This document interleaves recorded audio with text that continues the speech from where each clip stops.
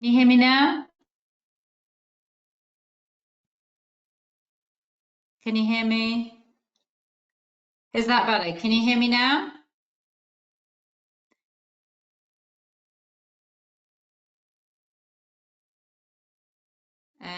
If you could just let me know in the box and the questions if you can hear me, that would be really useful. Yeah, lovely. Okay, I'm so sorry. I don't know what happens. We have this problem every week, and that's why I used my headphones this week, because last week, halfway through, someone told me they couldn't hear me, so I tried with the headphones and that worked. This week I thought I'll start with the headphones, and obviously you couldn't hear me. Okay, so that's a real shame. Well, let's just go back then very, very quickly to what we were talking about at the beginning. I said this week the key theme is going to be inflation. Basically, we've got inflation from Canada, we've got inflation from Australia, we've got inflation from Japan, and we've also got the main focus for this week, which will be inflation data from the US. Guys, thanks very much for letting me know that you can hear me now. That's really appreciated. So yeah, main focus is going to be on US inflation data, which is due out on Friday. But you know, there's been so much focus recently on when the Federal Reserve will start cutting interest rates. We are seeing signs. Let's just go to here. This is the core PCE, so it moderated in April, whilst real personal spending fell. So we're expecting to see a potentially slightly slower increase in inflation in May on a monthly basis. But again, you know, the data is very much in focus. If we think about the reaction that we saw after the CPI data, which is the other inflation read that we watch, then it's worth keeping in mind, you know, that we saw just a very slight cooling in that inflation, and actually the dollar fell quite sharply before rebounding on the Federal Reserve interest rate decision, where the Fed said that it was going to be cutting rates more slowly than expected, with just one rate cut expected this year. So that was downwardly revised from 3 rate cuts this year. Now, the market's actually still expecting the Federal Reserve to cut interest rates twice this year. There's a 70% probability that the Fed will cut interest rates in September. The Fed is pointing to a December rate cut. The market doesn't seem to be that bothered that the Fed is saying 1 and they're saying 2. And you know, that's sort of what we've seen, though, is the reason that we've seen the dollar rising and the dollar supported is because of all the central banks, or the major central banks, the Federal Reserve seems the least dovish. And what I mean by that is we think the Swiss National Bank cut interest rates, the ECB has cut interest rates, the Bank of England has pointed to a potential August rate cut, Bank of Canada have cut interest rates. All these central banks starting to cut interest rates, and the Fed hasn't, and it's pointing to a December rate cut. So as a result, the US dollar is more attractive because of those differential rate, those interest rate differentials, and that's lifted the US dollar, as we can see, quite sharply. It's trading at its highest level since the start of May. Now, if we get a cooling in inflation, and there is a chance that we could see, you know, a good cooling inflation, because if we think about it, jobless claims have come in weaker than expected, retail sales were weaker than expected. There are definitely some signs coming in that the US economy is showing some sort of, you know, signs of weakness in some areas. Obviously, we've got PMI data later today to be watching, but should we see some weakness, then maybe we could see the strength of the dollar limited. But technically, I was going to say, actually, you know, it's looking relatively bullish for the US dollar right now. We've broken above that support there at the 106 level, sort of around the 105. 75, so 105.80, which is where we're testing at the moment. If we can get a close above there, then that would be combined with the RSI over 50, it would be a really encouraging sign, you know, that that buyers could even look towards the 106 level before heading towards 106.50. As far as support is concerned on the downside, if we do get a weaker than expected inflation report on Friday, then watch out for the 50 SMA there at 105 and 105.20, and then below there the 105 level. If you get a break below there, then the 200 SMA there at 104.50 will also be in focus. Whilst we're just talking about the US dollar, always good to jump on and take a look at what gold is doing. Now, this is interesting because gold's actually pushed higher, even as we've seen the US dollar push higher. Often we see, a stronger US dollar is not beneficial for the US dollar denominated gold. But interestingly, we've seen that push higher. I think there could be sort of some optimism there of other central banks cutting interest rates. Obviously, a lower interest rate environment is more beneficial for non-yielding gold. So the fact that we've seen the S&P cut rates, we've seen the UK point to rate cuts in potentially August. We've seen the ECB talk about further rate cuts, potentially 3 rate cuts in total this year. That's all going to be supportive for the precious metal. So it's risen. It's risen above from, we saw that sell-off earlier in the week. This was the non-farm payroll report here, much stronger than expected. It has been steadily grinding higher. We've seen a real shoot higher yesterday after the central bank announcements from the SNB and the Bank of England. Looking towards this level here, which is the 23.90 level. If we can get a break above there, then we'll be looking back up to 2400 and 2450. Immediate support, look at the 50 SMA there at 2340. And you see, because we've broken above that falling trend line as well. If we can get if you see a break below there and the falling trend line, then the next one to be really watching out for is that 2288 level ahead of 2280. Just going to take a quick look at what's been going on Wall Street and what we could expect from Wall Street going forward. This is really interesting. So this is the Dow Jones that I'm looking at here. And it's really interesting because the Dow Jones has not kept up with the S&P 500 and the NASDAQ. And that's basically due to its lack of exposure to tech stocks and AI stocks, which have been what have been driving the rise in the S&P and the NASDAQ. Equally, we are seeing sort of, we've seen a push higher yesterday. We had weaker than expected jobless claims yesterday. Now, if we get a sense that inflation is cooling and personal spending is falling in the US on Friday, then we could see the Dow Jones really extend gains above that 39,000 more convincingly and more meaningfully, and head back, bringing that 40,000 key level back into focus. We get hotter than expected inflation, or if personal spending is stronger than expected, which can stoke inflationary fears, then we could see the Dow Jones come off. As far as support is concerned, I think this level here around 38,500 is a level to be watching out for. And if we get a break below 38,000, obviously that would create a lower low, suggesting that a sort of more bearish trend is in focus.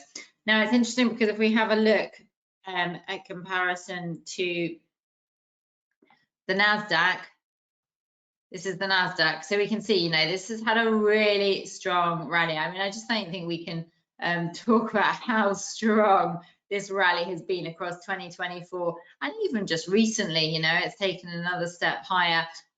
But we ran into resistance 20,085. That was the all-time high reached yesterday. We've seen a little bit of selling off after that level was reached. Again, the focus is going to be on the inflation data. If we get stronger than expected inflation, then we could see a further weakening in the Nasdaq. Other thing to bear in mind is the Nasdaq is massively, was massively overbought. It's coming out of that overbought territory now that we're seeing the price falling. So if we get cooler than expected inflation though, then I think there is a possibility that we could see that 20,000 peak retested. Just whilst we're on global indices, let's just take a look at the Hong Kong 50. I think it's been broadly following global trends. You know, just having a look what's been going on here technically in June, we saw a failure at the resistance level there of around 18,700. Now sort of the price came off and it's been sort of testing around this 50 SMA for some time, just for over the past week or so. Seeing some testing now, it's literally just dropping below it as we speak. If we see next level to be tested here is that 18,000, a break below 18,000, and the 17,700, which would create a lower low. That brings the 200 SMA into focus. On the upside, buyers are going to be looking to break above 18,700, and that's going to be creating a higher high, and could see the bears get a little bit more optimistic. I think, you know, given the trend that we're facing, it does look like it's favoring the bears over the bulls, but you'd need to see that level taken out, 1800 and 17,730, in order to get confirmation there. So let's just have a look at what else we've got going on the calendar. I think before we talk about what else we've got going on the calendar, I want to talk about the European elections, the SNAP election, which has been held in France. So President Macron, a couple of weeks ago, called a SNAP election. That was after disappointing performance in the European parliamentary elections, and so he called a SNAP election, which is going to be on the 30th of June. So this is the final full week of trading ahead of that first round, which is on the 30th of June, and the second round, which is on the 7th of July. Now, I think potentially that's going to mean that we'll be looking at euro US dollar. Not only have we got that US inflation data, but we've also got these elections going on in France, which is the second largest economy in the Eurozone region. So as far as expectations are concerned, we've actually seen that Marine Le Pen, who is the far right, recent polls have suggested that her party is ahead in the elections, in the polls. And however, she might fall short of an absolute majority if people vote as they have suggested in the polls. And that means I think we need to just approach the elections with a little bit of caution.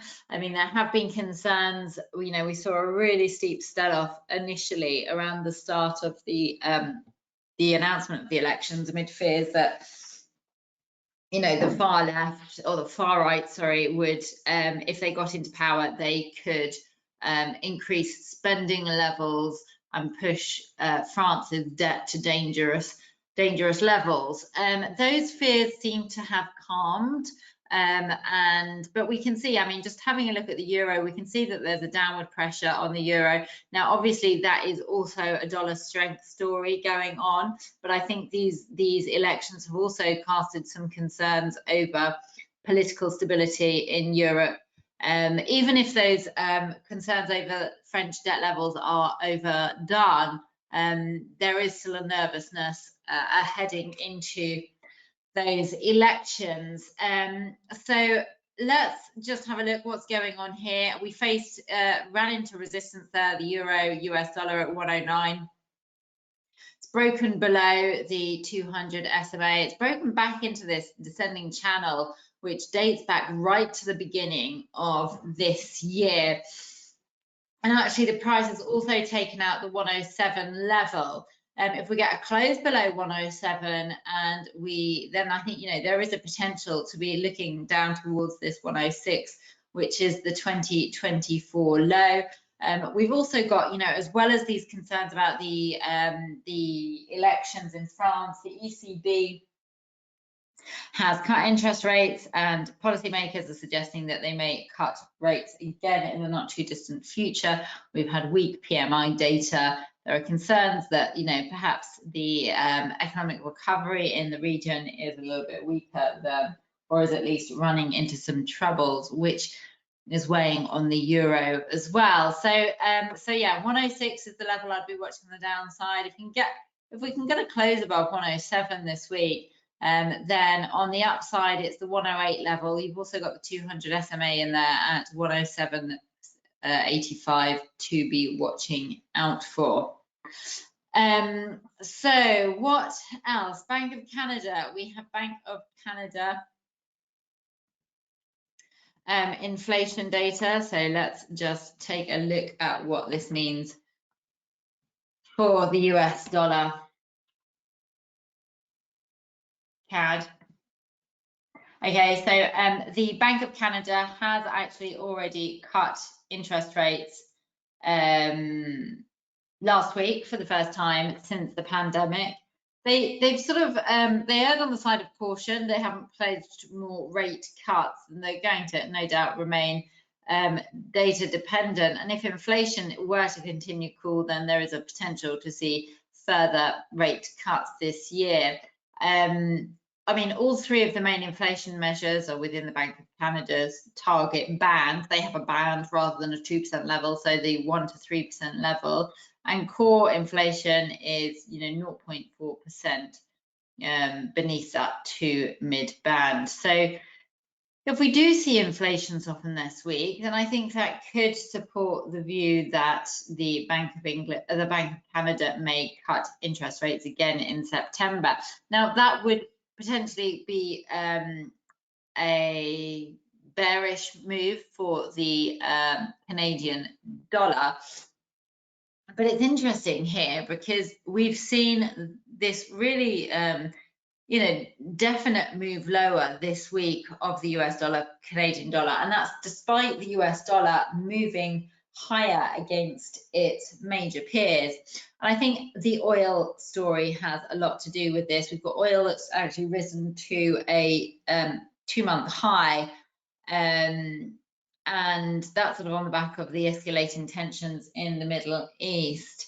And so that's been supporting the Canadian dollar, the loonie, even though we have seen rate cuts in from the Bank of Canada, even though inflation could come in weaker than expected. It's interesting looking at this chart, see these long upper wicks on these candles. That suggests that the buying demand at those upper levels was weak.